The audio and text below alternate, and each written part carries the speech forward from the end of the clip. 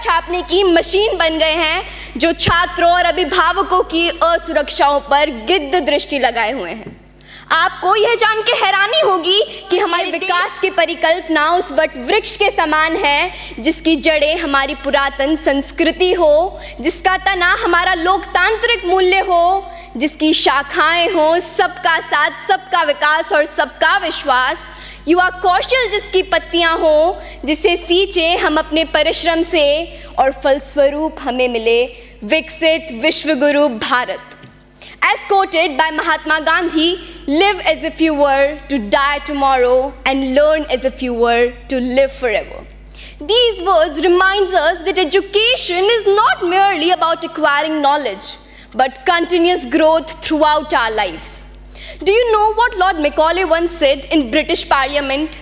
He said that it is nearly impossible to rule India, but if they succeeded in breaking our backbone, our education system, then they'll succeed in breaking our entire nation, and that's what they did, and that's what today's coaching institutions are doing. They are prioritizing rote learning over true understanding, thus reducing education to a mere race for marks.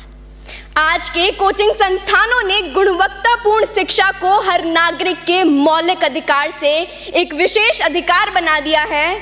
चिंतित माता पिता की नज़रों में ये coaching संस्थान पैसा छापने की मशीन बन गए हैं, जो छात्रों और अभिभावकों की असुरक्षाओं पर गिद्ध दृष्टि लगाए हुए हैं। आपको यह जान के हैरानी होगी कि हमारे देश के प्रतिष्ठित कोचिंग संस्थानों में 120 से भी ज़्यादा छात्रों के लिए केवल एक अध्यापक नियुक्त होता है। क्या ये पर्याप्त है? साथियों, याद रखिए, संघर्षों के साए में इतिहास हमारा पलता है। जिस और जवानी चलती है उस और जमाना चलता है। हमें ज़रूरत है मजबूत नियम बनाने की, ताकि यह कोचिंग संस्थान पारदर्शी रूप से संचालित हो और छात्रों की भलाई को प्राथमिकता दें। हमें खुद से पूछना चाहिए कि क्या हम ऐसी शिक्षा प्रणाली को कायम रखेंगे जो गुलामी के कालखंड में साजिशन रची गई थी, या फिर हम एक नए रास्ते पर चलेंगे जो विचारों की विविधता का जश्न मनाता हो, हर व्यक्ति को स्वतंत्र रूप से सशक्त बनाता हो।